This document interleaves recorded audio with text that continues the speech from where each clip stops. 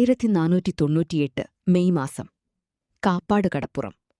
വാസ്കോഡഗാമയുടെ കപ്പലുകൾ തീരമണഞ്ഞപ്പോൾ അവിടുത്തെ വ്യാപാരികളും നാട്ടുപ്രമാണിമാരും കണ്ടത് പുതിയ വ്യാപാര സാധ്യതകളായിരുന്നു. കുരുമുളകിന്റെയും സുഗന്ധവ്യഞ്ജനങ്ങളുടെയും പുതിയ വിപണി. പക്ഷേ ആ കടൽമാർഗത്തിലൂടെ വന്നത് വെറും വ്യാപാരം മാത്രമായിരുന്നില്ല.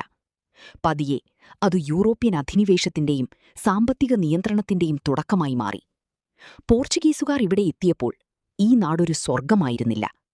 ജാതിയുടെയും ജന്മിത്വത്തിന്റെയും പേരിൽ മനുഷ്യരെ തരംതിരിച്ചിരുന്ന ഒരു സാമൂഹിക വ്യവസ്ഥിതി ഇവിടെ നേരത്തെ തന്നെയുണ്ടായിരുന്നു. വിദേശ ശക്തികൾ പലപ്പോഴും ചെയ്തത് പുതിയ ചങ്ങലകൾ ഉണ്ടാക്കലല്ല, പഴയ ഭിന്നതകളെ സ്വന്തം ലാഭത്തിനായി ഉപയോഗിക്കലായിരുന്നു. സ്വന്തം അധികാരത്തിനും സമ്പത്തിനും വേണ്ടി വിദേശ ശക്തികളുമായി കൈകോർക്കുന്ന നാട്ടിലെ ഇടനിലക്കാരെ ചരിത്രം എല്ലാ കാലത്തും കണ്ടിട്ടുണ്ട്. ആ കടപ്പുറത്ത് ഇതെല്ലാം നിശബ്ദമായി നോക്കിനിന്ന ഒരു സാക്ഷിയുണ്ടായിരുന്നിരിക്കണം. ഒരു രാജ്യത്തെ കീഴടക്കാൻ എല്ലാ കാലത്തും യുദ്ധം മാത്രം മതിയായിരുന്നില്ല. ആ ജനതയെ പരസ്പരം വിഭജിക്കാനും മതി. ചരിത്രത്തിലെ സാമ്രാജ്യങ്ങൾ അത് പല രീതിയിൽ ചെയ്തു.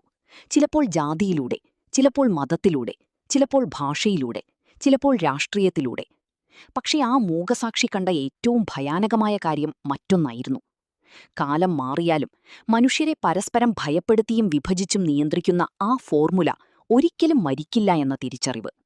ഇന്ന് അധിനിവേശത്തിന്റെ കപ്പലുകൾ കടൽ വഴിയല്ല വരുന്നത്. അവ നങ്കൂരമിടുന്നത് നമ്മുടെ കൈകളിലെ സ്ക്രീനുകളിലാണ്.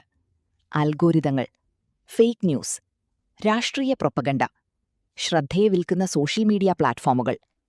ഇന്ന് മനുഷ്യരുടെ വികാരങ്ങൾ പോലും ഒരു കമോഡിറ്റിയായി മാറിയിരിക്കുന്നു. നമ്മുടെ ഭയം, നമ്മുടെ വെറുപ്പ്, നമ്മുടെ കോപം, ഇവയെല്ലാം ഡേറ്റയാക്കി മാറ്റി വലിയ രാഷ്ട്രീയ കോർപ്പറേറ്റ് സംവിധാനങ്ങൾ ഉപയോഗിക്കുന്നൊരു കാലത്താണ് നമ്മൾ ജീവിക്കുന്നത്. നമ്മൾ കരുതുന്നത് നമ്മൾ സ്വന്തം ആശയങ്ങൾക്ക് വേണ്ടി പോരാടുകയാണെന്നാണ്.